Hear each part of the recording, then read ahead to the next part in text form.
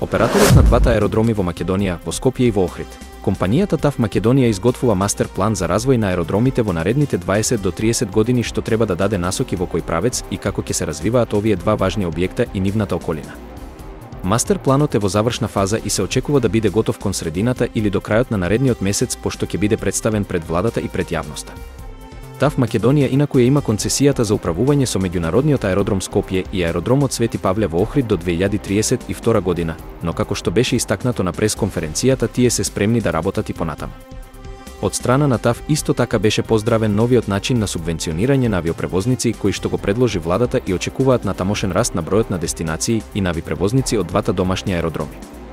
Во однос на развој на авиосообраќајот, процените се извонредно поволни. Само во досегашниот период од годинава на глобално ниво се превезени 9,7 милијарди патници, со што е надмината бројката од 9,2 милијарди патници во предпандемиската 2019 година.